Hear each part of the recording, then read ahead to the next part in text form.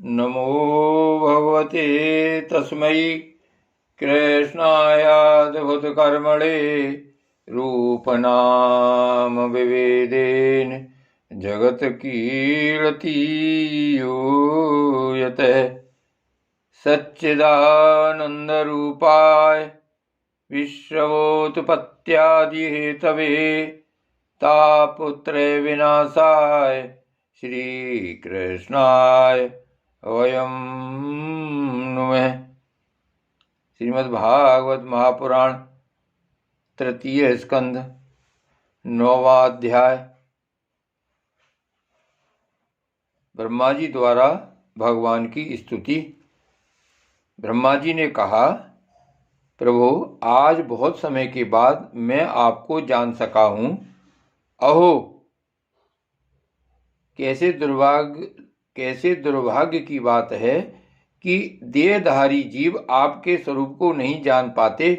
भगवान, आपके सिवा और कोई वस्तु नहीं है।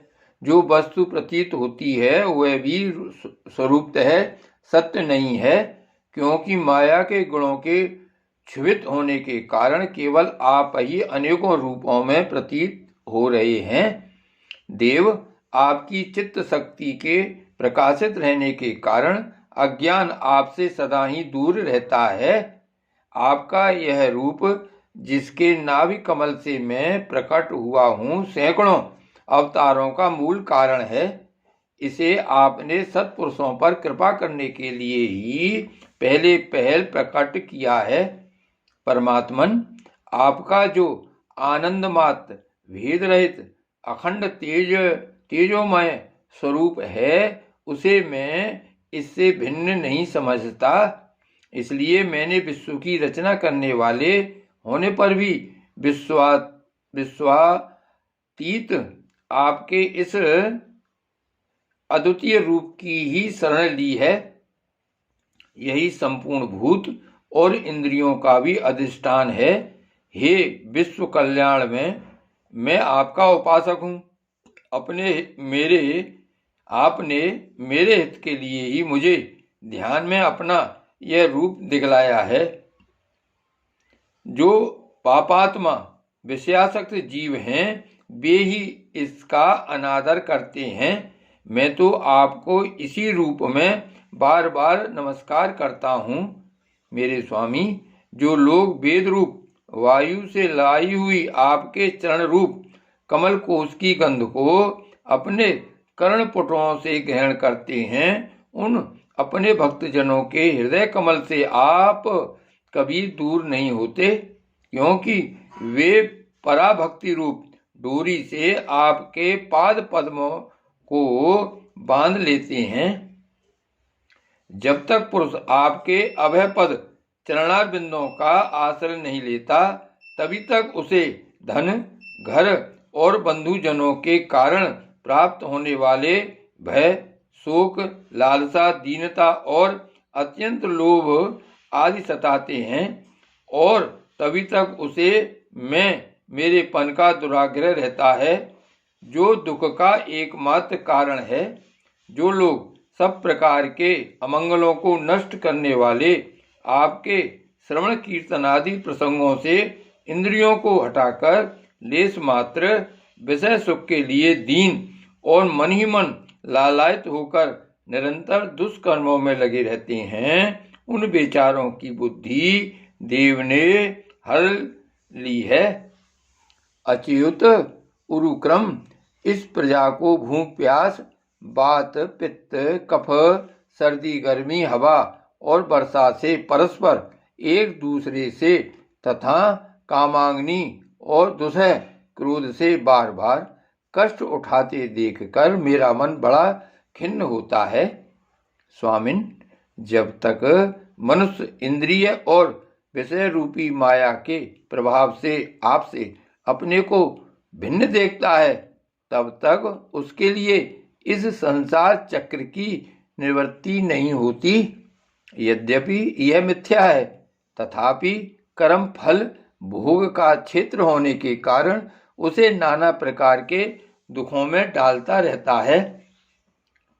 देव, औरों की तो बात ही क्या, जो साक्षात मुनि हैं वे भी यदि आपके कथा प्रसंग से विमुख रहते हैं तो उन्हें संसार में फंसना पड़ता है। वे दिन में अनेक प्रकार के व्यापारों के कारण विक्षिप्त चित्त रहते हैं, रात्रि में निद्रा में अचेत पड़े रहते हैं। उस समय भी तरह तरह के मनोरथों के कारण क्षण क्षण में उनकी नींद टूटती रहती है तथा दैववश उनकी अर्थ सिद्धि के सब उद्योग भी विफल होते रहते हैं। नाथ, आपका मार्ग केवल गुण श्रवण से ही जाना जाता है। आप निश्चय ही मनुष्यों के भक्ति योग के द्वारा परिशुद्ध हुए हृदय कमल में निवास करते हैं। पूर्ण श्लोक। प्रभु, आपके भक्तजन जिस जिस भावना से आपका चिंतन करते हैं उन साधु पुरुषों पर अनुग्रह करने के लिए आप वही रूप धारण कर लेते हैं। भगवान, आप एक हैं तथा संपूर्ण प्राणियों के अंतःकरणों में स्थित उनके परम हितकारी अंतरात्मा हैं। इसलिए यदि देवता लोग भी हृदय में तरह तरह की कामनाएं रखकर भांति भांति की विपुल सामग्रियों से आपका पूजन करते हैं तो उससे आप उतने प्रसन्न नहीं होते जितने सब प्राणियों पर दया करने से होते हैं। किंतु वह सर्वभूत दया असत पुरुषों को अत्यंत दुर्लभ है।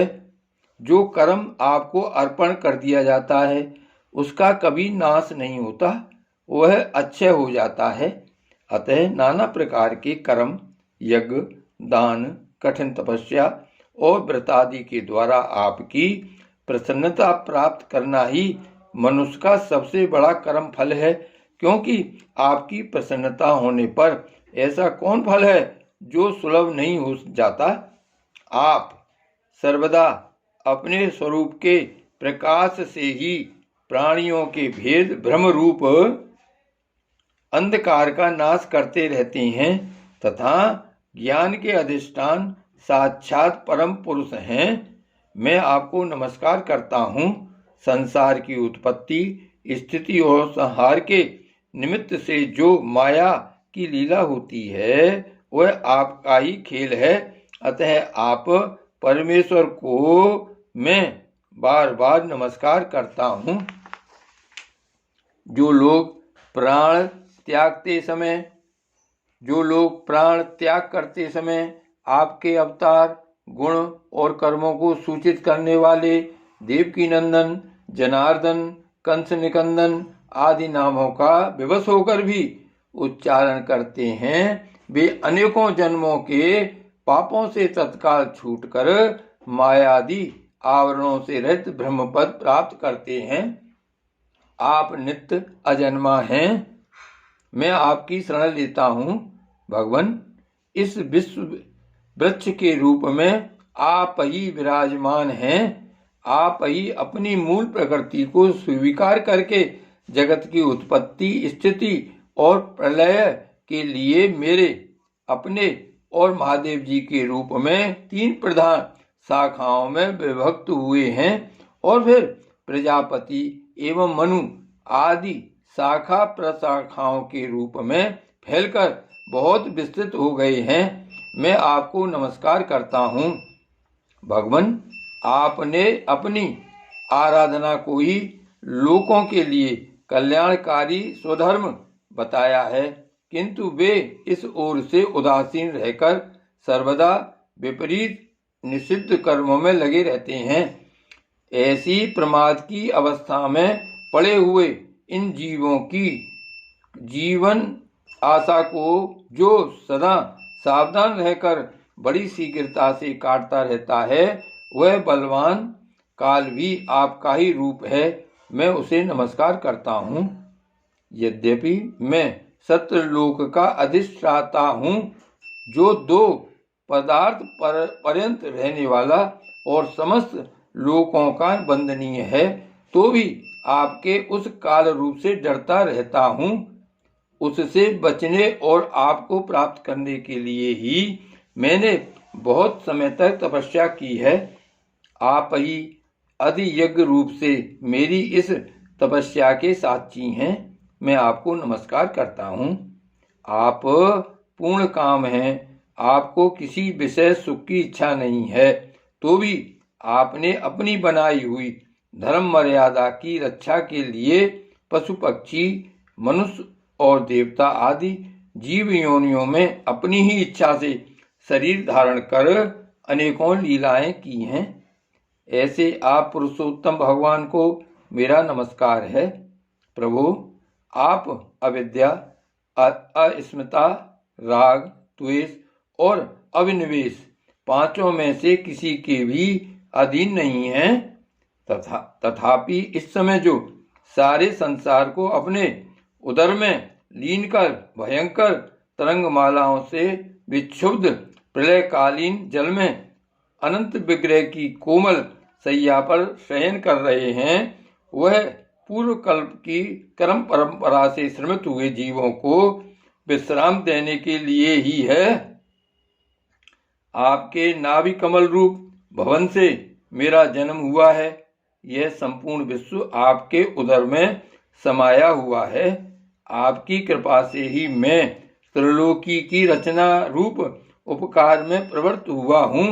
इस समय योग निद्रा का अंत हो जाने के कारण आपके नेत्र कमल विकसित हो रहे हैं। आपको मेरा नमस्कार है।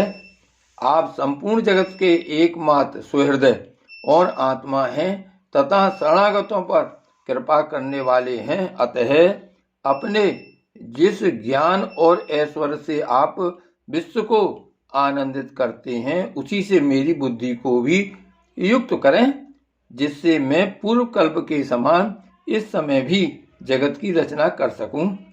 आप भक्त वांछा कल्प तरु हैं।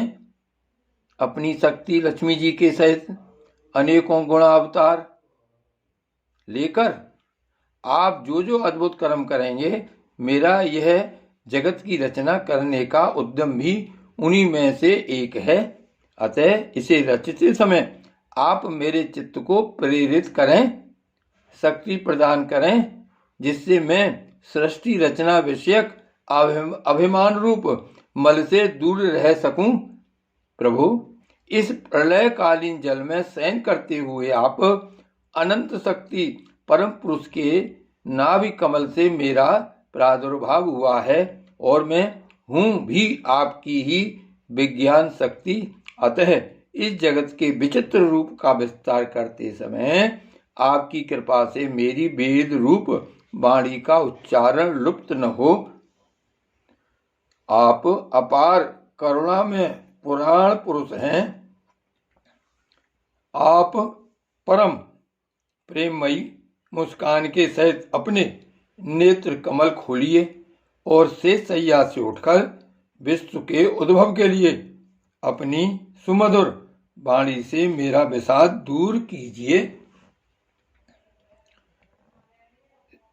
श्री मैत्री जी कहते हैं, विदुर जी, इस प्रकार तप, विद्या और समाधि के द्वारा अपने उत्पत्ति स्थान श्री भगवान को देखकर तथा अपने मन और वाणी की शक्ति के अनुसार उनकी स्तुति कर ब्रह्मा जी थके से होकर मौन हो गए।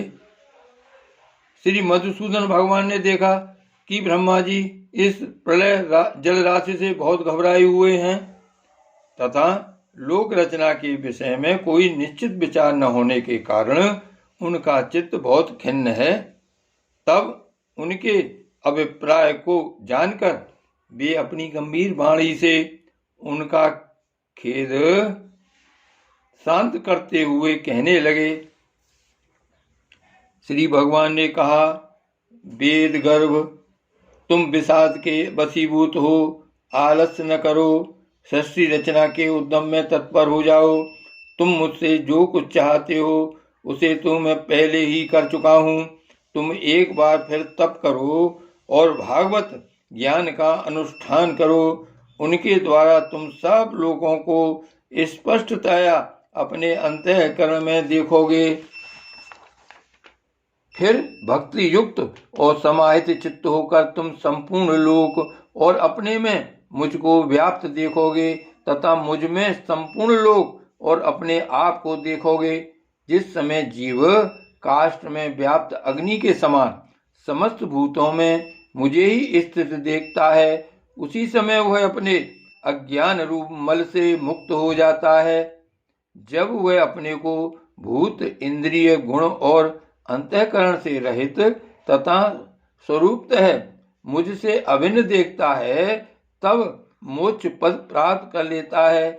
ब्रह्मा जी, नाना प्रकार के कर्म संस्कारों के अनुसार अनेक प्रकार की जीव सृष्टि को रचने की इच्छा होने पर भी तुम्हारा चित्त मोहित नहीं होता। यह मेरी अतिशय कृपा का ही फल है। तुम सबसे पहले मंत्र दृष्टा हो। प्रजा उत्पन्न करते समय भी तुम्हारा मन मुझ में ही लगा रहता है।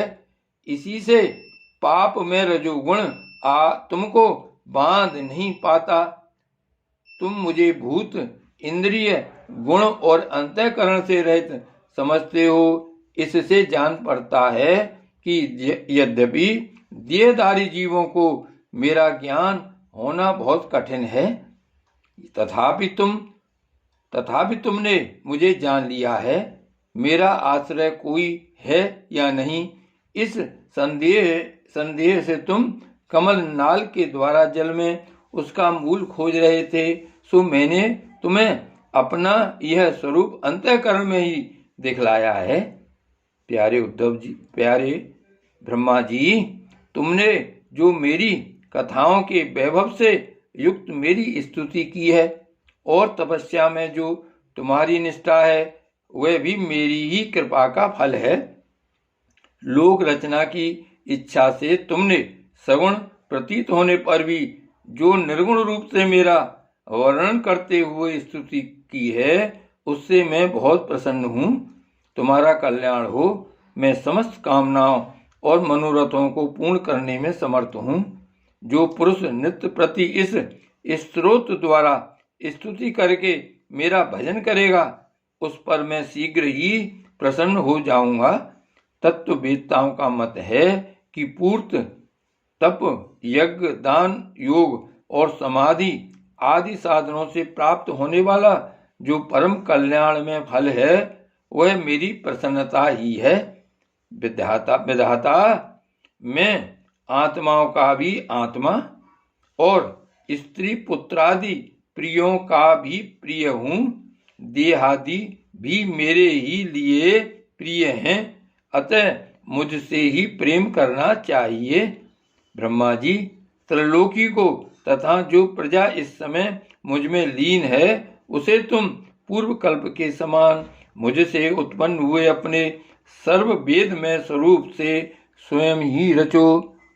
श्री मैत्रेय जी कहते हैं, प्रकृति और पुरुष के स्वामी कमलनाभ भगवान सृष्टिकर्ता ब्रह्मा जी को इस प्रकार जगत की अभिव्यक्ति करवाकर अपने उस नारायण रूप से अदृश्य हो गए। श्री भागवत भगवान की जय। श्री वल्लभाधीश की जय।